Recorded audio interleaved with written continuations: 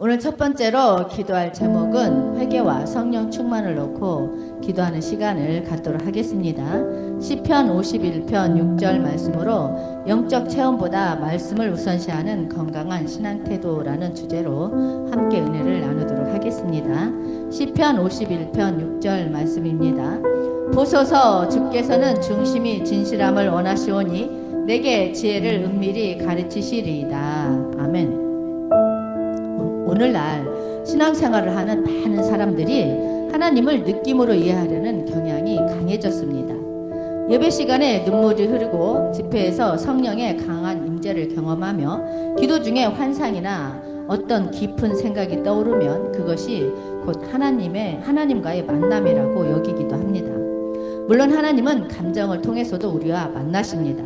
우리의 기쁨, 눈물, 떨림 그 어느 것도 하나님 앞에서 무가치하지 않습니다. 하나님은 인격적인 분이시며 때때로 우리의 마음을 만지시고 눈물을 통해서, 평안을 통해서, 감동을 통해서 자신을 드러내십니다. 그러나 문제는 이런 체험이 신앙의 본질이 되어버리는 경우입니다. 내가 오늘 얼마나 감동받았는가? 기도 중에 어떤 느낌을 받았는가? 예배 중에 어떤 현상이 일어났는가? 이 모든 것이 하나님보다 앞설 수는 없습니다. 어느 순간부터 우리는 하나님의 뜻보다 내가 느낀 감정, 기록된 말씀보다 내게 주어진 어떤 인상, 믿음의 여정보다 그 순간의 체험에 더 민감하게 반응하고 있는지도 모릅니다. 이것이 지속되면 신앙은 하나님 중심이 아니라 나 중심으로 흘러가게 됩니다. 진리를 따라가는 것이 아니라 느낌을 따라 움직이게 됩니다. 그 결과 감동이 없으면 하나님이 없는 것 같고, 체험이 없으면 예배가 공허하게 느껴지며, 내가 원하는 응답이 없으면 하나님이 침묵하신 것처럼 느껴지게 됩니다. 하지만 성경은 우리에게 분명히 말합니다. 신앙은 느낌 위에 세워지는 것이 아니라 말씀 위에 세워진다고 말하고 있습니다. 오늘 우리가 함께 나눌 주제는 바로 이것입니다. 영적 체험보다 말씀을 우선시하는 건강한 신앙 태도입니다. 우리 신앙의 중심축이 감정이나 체험이 아니라 하나님의 말씀, 기록된 진리 위에 서야 하는 이유에 대해서 이야기하려고 합니다. 이것은 단순히 이론적인 주제가 아닙니다. 우리 각자가 신앙의 여정 속에서 실제로 점검하고 붙들어야 할 매우 실질적인 질문입니다. 오늘 이 말씀 앞에서 우리의 기준이 어디에 있는지를 정직하게 점검하고 다시 말씀 중심의 믿음으로 돌아가는 시간이 되기를 소망합니다. 시편 51편은 단순한 참회의 시가 아닙니다. 그것은 한 사람의 철저한 무너짐 속에서 터져나온 내면의 고백입니다. 이 시의 배경은 사무엘하 11장과 12장에 나옵니다. 이스라엘의 왕 다윗은 한 여인을 보고 욕망에 이끌려 죄를 짓습니다. 그 여인은 바로 우리아의 아내 밧세바였습니다. 다윗은 자신의 죄를 덮기 위해서 우리아를 전쟁에 내몰아 죽게 하고 밧세바를 아내로 맞이합니다. 한때 하나님의 마음에 합한 사람이라 불렸던 다윗도 골리앗 앞에서도 믿음으로 담대하게 섰던 그가 이제는 자신의 욕망 앞에 무너졌습니다. 그리고 아무 일도 없던 것처럼 살아가던 그에게 하나님은 나단 선지자를 보내십니다. 나단은 은유적인 이야기로 다윗의 양심을 찌르고 결국 다윗은 그제서야 자신의 죄를 인정합니다. 그때 다윗이 하나님 앞에 드린 고백이 바로 시편 51편입니다. 그 중에 6절에서 다윗은 이렇게 말합니다. 보소서, 주께서는 중심이 진실함을 원하시오니 내게 지혜를 은밀히 가르치시리이다. 이 짧은 고백 안에는 다윗의 회개가 감정적인 반응이 아니라 깊은 내면의 깨달음에서 비롯된 것임이 담겨 있습니다. 다윗은 압니다. 하나님은 겉모습에 감동하지 않으신다는 것을 다윗은 알고 있습니다. 눈물로 호소하는 것보다, 제사를 수없이 드리는 것보다 하나님이 진짜 보시는 것은 중심의 진실함이라는 것을, 그래서 그는 사람 앞에 아니라 하나님 앞에서 자기의 중심을 마주합니다. 그의 고백은 이렇게 요약할 수 있습니다. 주님, 제 안을 보십시오. 저는 지금 무너졌습니다. 하지만 그 무너진 중심에서라도 주님을 진실하게 찾습니다. 제 마음이 진실해지기를 원합니다. 감정을 쏟아내는 것으로 끝나지 않고 말씀에 비춰 제 내면을 다시 정돈하게 하소서. 진정한 회개는 눈물이 아닙니다. 울고 나면 끝나는 게 아니라 말씀 앞에서 자신을 다시 보게 되는 과정입니다. 내 안에 왜곡된 동기, 감추어진 죄성, 신앙처럼 포장된 자기 합리화, 이 모든 것을 드러내고 그 중심을 하나님께 드리는 것이 진짜 회개입니다. 다윗은 왕이었습니다. 그 누구보다도 많은 신앙 체험을 했던 사람입니다. 하나님께 기름 부음을 받았고 성령이 임했으며 수많은 전쟁에서 하나님의 손길을 경험했습니다. 그러나 그런 영적 체험이 제 앞에서 그를 막아주지는 못했습니다. 그가 다시 시작할 수 있었던 이유는 하나님 앞에서 자기 중심을 진실하게 내어놓았기 때문입니다. 감정이나 체험이 아니라 말씀 앞에서 자신을 들여다보고 인정했기 때문입니다. 이것이 바로 회개가 시작되는 자리이고 하나님이 다시 일하시는 자리입니다. 오늘날 우리는 성령 충만이라는 말을 자주 듣습니다. 그리고 많은 경우 이 말은 곧 감정의 고조나 특별한 체험을 뜻하는 것으로 받아들여집니다. 뜨거운 찬양 시간에 눈물이 터지고 누군가 방언을 말하고 어떤 이들은 몸을 떨고 전율을 느끼고 마음이 벅차올라 성령이 임했다고 말합니다. 물론 이런 표현들이 진짜 성령의 역사일 수도 있습니다. 하지만 성령 충만은 이런 감정 상태나 순간적인 체험으로만 정의되는 것은 매우 위험합니다. 왜냐하면 성령은 단지 감정을 자극하는 분이 아니라 우리를 진리로 이끄시는 분이기 때문입니다. 요한복음 16장 13절 말씀 보겠습니다. 그러하나 진리의 성령이 오시면 그가 너희를 모든 진리 가운데로 인도하시리니, 예수님은 성령을 진리의 영이라고 부르셨습니다. 그리고 분명히 말씀하셨습니다. 성령은 우리를 모든 진리 가운데로 인도하신다고요. 여기에서 핵심은 분명합니다. 성령 충만은 진리로 나아가는 방향성을 가진다는 것입니다. 따라서 성령의 역사라고 말하면서 말씀에서 벗어난 말이나 행동이 나오는 경우 그것은 진짜 성령의 역사일 수 없습니다. 성령의 임자라고 하면서 자신의 감정이나 환상에만 몰입하게 만들고 삶은 여전히 말씀과 동떨어져 있다면 그것은 진리의 영과 무관한 움직임입니다. 진짜 성령 충만은 감정의 절정이 아니라 말씀 앞에서의 순종입니다. 성령은 우리 안에서 말씀을 더 분명하게 이해하게 하시고 그 말씀대로 살 수 있는 힘과 의지를 주십니다. 성령 충만한 사람은 감정이 뜨거운 사람이 아니라 말씀에 따라 살아내는 사람입니다. 에베소서 5장과 골로새서 3장을 비교하면 알 수 있습니다. 에베소서 5장 18절에서는 성령으로 충만함을 받으라고 말씀하시고 골로새서 3장 16절에서는 그리스도의 말씀이 너희 속에 풍성히 거하게 하라고 합니다. 두 본문 모두 찬양과 감사, 서로 건면하고 교제하며 하나님의 뜻에 순종하는 삶의 열매를 말합니다. 즉 성령 충만과 말씀 충만은 분리되지 않는 것입니다. 말씀에 붙들려 사는 사람, 그 삶의 자리에서 열매 맺는 사람, 그가 진짜 성령 충만한 사람입니다.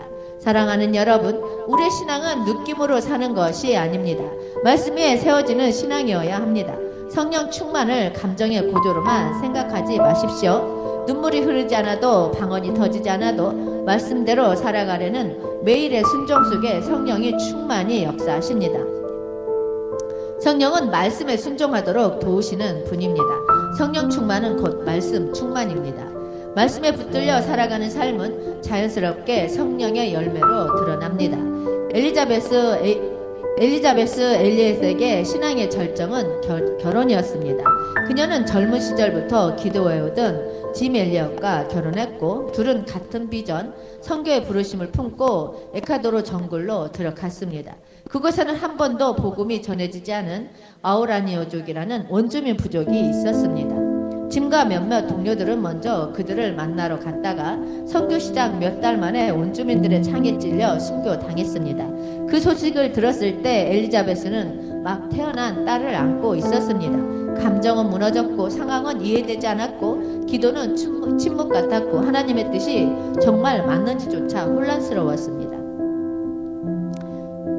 내면은 메마르고 믿음은 텅 빈 수조처럼 느껴졌습니다. 누군가는 말했습니다. 이제 돌아가세요. 젊은 가부로서 너무 무모한 싸움입니다. 하지만 그 강야 같은 시기 한가운데서 그녀는 성경 말씀 한 구절을 통해서 하나님을 다시 마주하게 됩니다. 내 생각은 너희 생각과 다르며 내 길은 너희 길과 다르다. 그 말씀은 감정과 설명도 논리도 아니었습니다. 그러나 그것은 분명했습니다. 엘리자베스는 그 말씀을 안고 다시 아우라니족 마을로 돌아갔습니다. 그곳에서 남편을 죽인 바로 그 사람들에게 복음을 전했습니다. 눈물이 아닌 말씀의 확신으로 그녀는 후에 나는 하나님의 임재를 느끼지 않았지만 말씀은 내 발에 등불이 되었고 그 말씀이 나를 그분께로 이끌었다고 고백합니다. 이 예화는 우리에게 하나님의 임재는 감정이 아니라 말씀 안에서 실제로 임하신다. 하나님은 감정을 뚫고 강의 한가운데서도 말씀으로 다가오신다. 신앙의 뿌리는 느낌이 아니라 말씀에 있어야 한다라고 말합니다. 엘리자베스 엘리엇은 수많은 체험보다 말씀을 우선시한 한 사람이었습니다. 그 말씀 한 줄이 한 여인의 인생을 일으켰고 그 여인을 통해 한 부족이 복음을 듣게 되었고 그 복음은 세대를 지나 지금까지도 영향을 미치고 있습니다. 이쯤에서 우리 각자에게 또 던져야 할 질문이 있습니다. 내 신앙은 지금 어디에 뿌리 내리고 있는가? 우리는 신앙을 느낌으로 평가할 때가 많습니다. 예배 중에 눈물이 나면 하나님이 가까이 계신 것 같고, 기도할 때 뜨거운 감정이 올라오면 응답받은 것 같고, 반대로 아무 느낌이 없거나 감정이 차가워지면 내 믿음이 식은 건가? 하나님이 나를 떠나셨나? 하는 생각이 듭니다. 하지만 하나님은 감정이 아니라 중심을 보십니다. 체험 위에 세워진 신앙은 보기엔 견고해 보일 수 있습니다. 하지만 그것은 기초가 모래 위에 놓인 집과 같습니다. 조금만 바람이 불고 조금만 현실이 거세지면 쉽게 무너질 수밖에 없습니다. 감정은 변합니다. 오늘 뜨겁다가도 내일은 아무렇지도 않을 수 있습니다. 열심히 예배 드리다가도 일상 속에 무력함에 휩쓸릴 수 있습니다. 그래서 신앙의 기초는 체험이 아니라 하나님의 말씀 위에 세워져야 합니다. 말씀에 세워진 신앙은 다릅니다. 감정이 흘릴 때에도 상황이 불확실할 때에도 하나님이 뭐라고 말씀하셨는가를 기준으로 다시 중심을 잡을 수 있습니다. 말씀은 나를 돌아보게 하고 나를 정리하게 하며 감정보다 깊은 진실한 순종으로 나아가게 합니다. 그렇게 말씀 위에 선 믿음은 감정이 식을 때에도 견딜 수 있는 믿음입니다. 지금 우리의 마음이 조용하다면 그건 오히려 기회일 수 있습니다. 하나님이 말씀으로 다루실 수 있는 여백이 있다는 뜻입니다. 하나님은 오늘도 체험보다 중심의 진실함을 원하십니다. 우리가 지금까지의 감정적 신앙에서 말씀 앞에서 정직해지고 그 말씀에 다시 뿌리 내리기 시작하는 것, 바로 그것이 성숙의 시작이고 진짜 믿음의 여정입니다. 사랑하는 여러분, 오늘 우리의 신앙은 어디에 세워져 있습니까? 감정입니까? 분위기입니까? 눈물입니까? 아니면 변하지 않는 말씀 앞에 서 있는 나의 태도입니까? 신앙의 깊이는 감정의 크기로 결정되지 않습니다. 우리는 종종 뜨거움을 신앙의 기준으로 삼습니다. 기도 시간에 눈물이 났는지, 찬양할 때 마음이 벅찼는지, 집회에서 감동을 받았는지, 하지만 성경은 분명히 말합니다. 감정은 변합니다. 말씀은 변하지 않습니다. 표적은 사라집니다. 말씀은 남습니다. 신앙의 진짜 깊이는 말씀 앞에 내가 얼마나 신실한가로 판단되어야 합니다.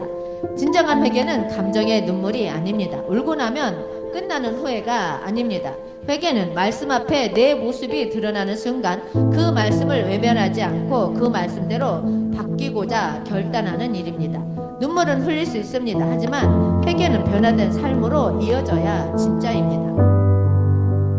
성령은 감정을 태우는 불꽃이 아닙니다. 진리 가운데로 우리를 이끄시는 인격적인 하나님이십니다. 성령 충만은 특별한 체험이 아닙니다. 말씀이 나를 다스리고 있을 때, 내 생각이 꺾이고 말씀이 나를 이끌고 있을 때, 그 순간이 바로 성령이 충만하게 역사하시는 순간입니다. 오늘 우리가 드릴 기도는 이것입니다. 주님, 내 안에 진실한 중심을 주시옵소서. 감정이 아니라 말씀의 신앙을 세우게 하옵소서. 광야 같은 마음 한가운데에서도 주님의 말씀으로 찾아오시는 하나님을 기다리며 믿게 하옵소서. 우리가 이 고백을 할 수 있다면, 우리가 그 마음으로 말씀 앞에 선다면 바로 그 자리가 성령의 역사이고 바로 그 순간이 회복의 시작입니다. 사랑하는 여러분, 하나님은 진리를 말하시는 분이시고 그 진리 앞에 진실한 사람을 찾으시는 분이십니다. 그 진실한 한 사람, 말씀이 중심이 된 신앙을 가진 한 사람, 감정보다 순종을 택하는 한 사람, 그 사람이 바로 이 시대를 바꾸고 회복을 이끌어갈 사람입니다. 오늘 저와 여러분이 그 한 사람이 되기를 소망합니다.